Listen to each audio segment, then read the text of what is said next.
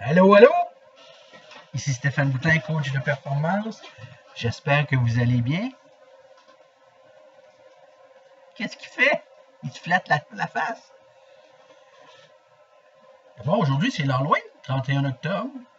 Hein? Alors, vous allez voir les petits monstres aller sonner aux portes. Et surtout, demain commence la période de levée de fonds pour le cancer de la prostate qu'on appelle au Canada le Movember. Ici au Québec, c'est le nœud de cravate. Le November, le novembre. Et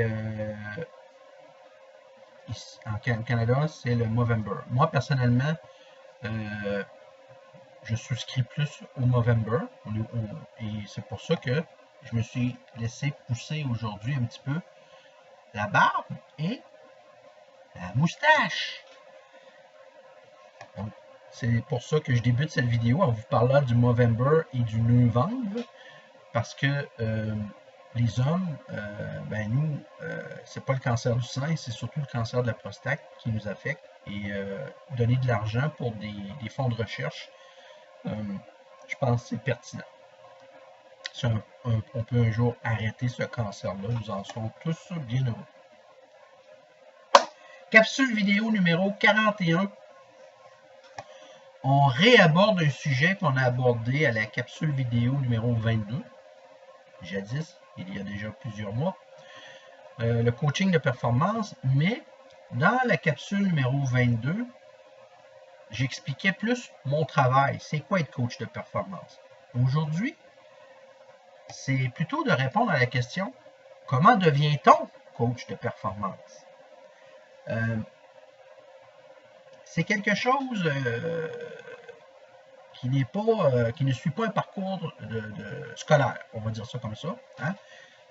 Même aujourd'hui, vous pouvez suivre un diplôme d'études professionnelles secondaires en entretien ménager, puis vous pouvez être certifié comme agent sanitaire dans n'importe quelle institution. Mais quand vous devenez coach de performance, il n'y a pas vraiment des institutions d'ordre public qui peuvent le reconnaître, ça c'est clair, mais aussi même dans le milieu privé, le coaching de performance, c'est un peu le mal-aimé. Oui, on aborde le coaching de performance dans d'autres secteurs de l'industrie du coaching, ça c'est vrai. Mais de dire cette personne-là, comme moi, se spécialise dans le coaching de performance, pas vraiment. Et c'est pour ça qu'aujourd'hui, je voulais en parler, comment on devient coach de performance. Donc, je vais parler de moi.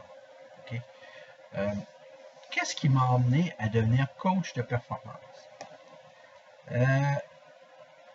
Ce sont les expériences de ma vie. À partir de l'âge de 45 ans, que j'ai commencé à développer le coaching de performance de manière plus soutenue. J'avais déjà commencé à le faire lorsque je demeurais à Québec, parce que depuis 2015, je suis à la Guadeloupe en Beauce. Mais à Québec, j'avais une clientèle ponctuelle de gens qui sont dans le milieu des affaires. Et à l'occasion, j'avais des consultations, mais ça s'est fait sur plusieurs années. Donc, quand j'ai déménagé en Beauce, là, j'ai gardé ma clientèle de Québec, mais aussi d'Europe, parce que j'ai des clients également en Europe. Et ici, en Beauce.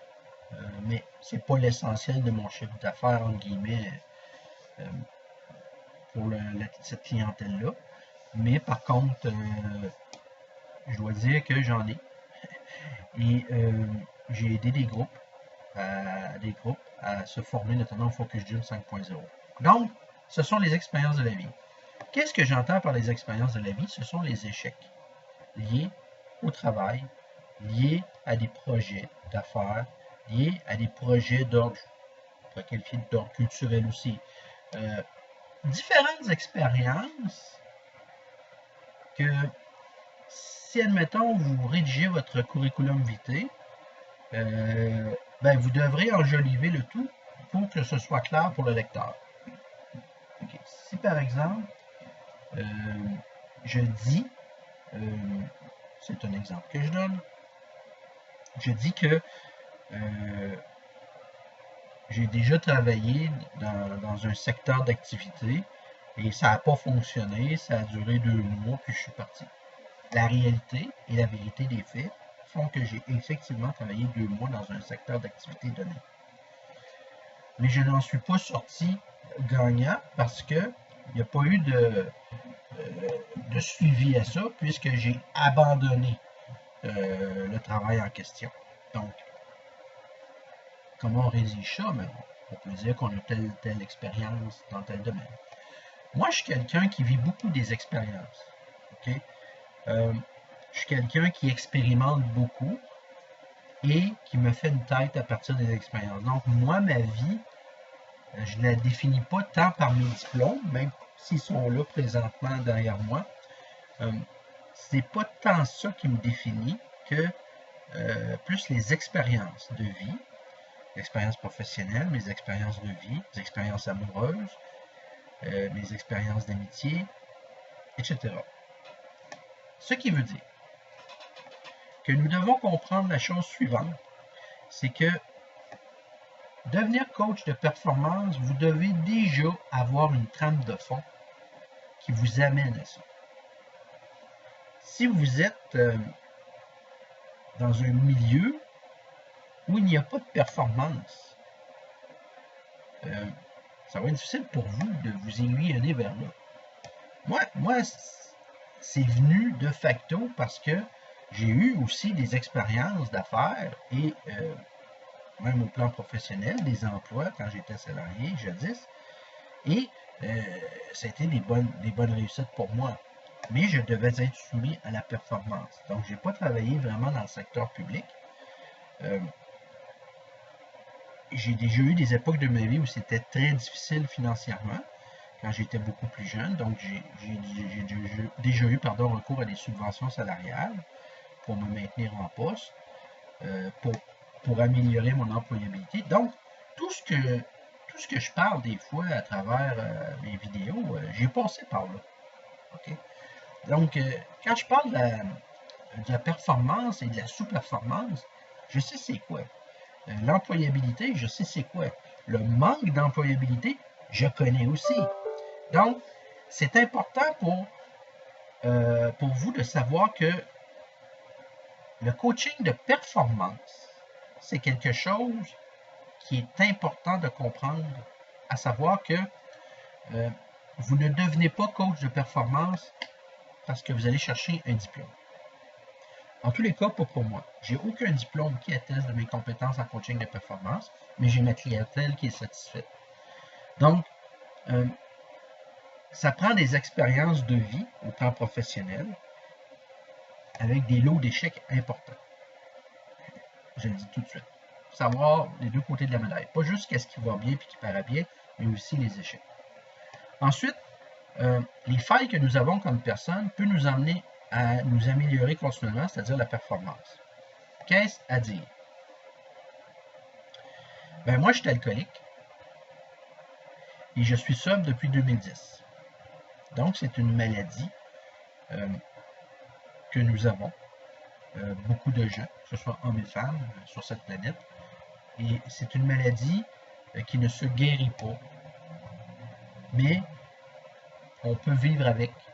Comme moi, je suis alcoolique, j'ai une personnalité d'alcoolique, mais je suis sobre depuis 2010.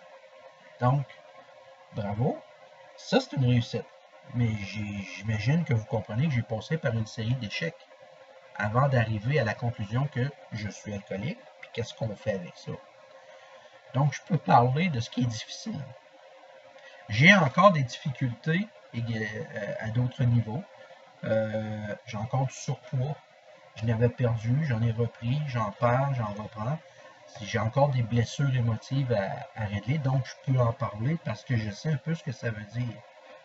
Je sais comment un peu prendre la situation parce que même en étant dans une opération d'échec, on peut quand même emmener les gens à la victoire parce qu'on sait ce que c'est l'échec, mais on sait ce que ça prend aussi pour être victorieux. Qu'est-ce que je pourrais dire également pour comment on devient coach de performance? Ben, il faut aimer la pression. Moi, je suis quelqu'un qui aime la pression. Moi, je fais partie de ceux de cette petite minorité de gens dans la population qu'on peut qualifier de gars qui n'a pas de nerfs. C'est une expression que nous avions dans les quartiers centraux à Québec, où autrefois on disait les quartiers ouvriers, parce que je suis originaire de Québec, comme je vous le savez. On disait ça, lui, ce gars-là, il n'a pas de nerfs. Okay? Il n'est pas nerveux, il devrait l'être, puis il ne l'est pas. Okay? Moi, je suis comme ça. C'est dans ma nature. Okay? Je ressens un stress, mais le stress ne m'affecte pas au point de ne plus réfléchir. Donc, je vais poser des actes qui, pour la plupart des gens, vont sembler complètement sauter sur le crâne, mais le résultat est probable. C'est-à-dire, il a gardé son calme et il a fait la chose et ça a passé. Ça a même très bien passé. Donc, ça prend toutes sortes de caractéristiques au plan humain pour devenir un bon coach de performance. Vous pouvez devenir un coach de performance sur papier. J'en doute pas. Il y a sûrement un institut quelque part qui en offre. D'ailleurs, vous pouvez, moi aussi, juste avant de terminer la vidéo, je voulais vous dire également que j'ai lu des livres sur le coaching de performance, notamment la miniature sur ma vidéo d'aujourd'hui. C'est un livre de Whitmore, John Whitmore, sur le coaching de performance. Donc, j'ai lu sur le coaching de performance pour comprendre quelle sorte de personne j'étais. Hein? J'aimais la performance, mais pas la performance dans le sens de détruire les autres. C'est parce qu'il y a des gens qui sont compétiteurs, mais qui ne le sont pas. C'est des gens qui n'aiment pas la compétition, qui veulent juste détruire les autres. Moi, je ne suis pas dans ce registre-là. Pour moi, la compétition, elle a un sens lorsque je peux travailler avec les autres. Donc, un partage, mais aussi une certaine compétition, une saine compétition. Donc, la performance, elle va bien là-dedans. Moi, je gagne ma vie avec le privé. Moi, je ne travaille pas pour le gouvernement. Je n'ai pas de contrat de coaching de performance dans le domaine gouvernemental. Je ne touche pas au gouvernement le moins possible parce que c'est une question de valeur. Okay? Je me dis, si tu es performant, tu vas gagner ta vie par toi-même. Okay? Tu vas accepter de t'améliorer, tu vas accepter d'échouer, tu vas accepter les commentaires et les critiques des autres. Les accepter, ça ne veut pas dire les entériner. Ça veut dire, j'en prends acte, mais je verrai si ça me convient ou pas ta critique. Okay? Moi, ça, accepter ne veut pas dire entériner. Accepter veut dire accepter. Et donc, de vivre avec la critique constructive qui nous permet de nous améliorer. Moi tout ça, je vis bien avec ça. Okay?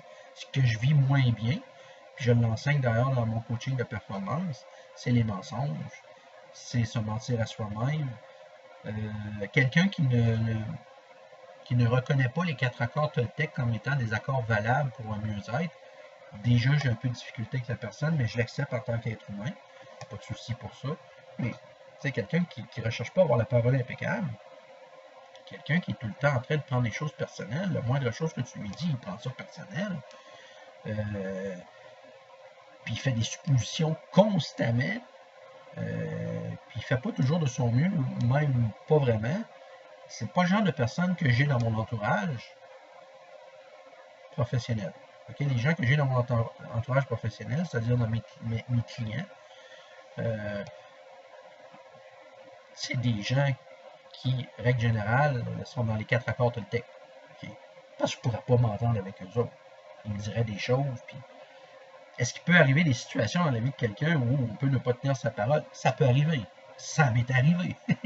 Ça arrive. Je veux dire, c'est juste, ça prend une capacité de discerner le bon grain de l'ivraie, pour reprendre un terme des évangiles. Et c'est là qu'il faut comprendre qu'une certification comme coach de performance ne fera pas de vous un bon coach de performance. Ce qui va faire de vous que vous allez être un bon coach de performance, je l'ai déjà dit dans la vidéo numéro 22, là, regardez ce que je touche, l'organe, l'oreille. Écoute. Ça vous prend une bonne écoute. Très, très bonne écoute. Puis être en mode solution. Mindset positif, vous êtes en mode solution. Donc, ça vous prend ça.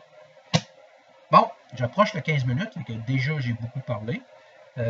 J'espère que vous avez aimé ma vidéo sur qu'est-ce que ça prend pour devenir un coach de performance selon Stéphane Mouton. Alors, je vous souhaite une belle semaine, puis la semaine prochaine, on se revoit pour la capsule vidéo numéro 42, puis N'oubliez pas de souscrire à Novembre et au Movember pour le cancer de la prostate. Bye bye.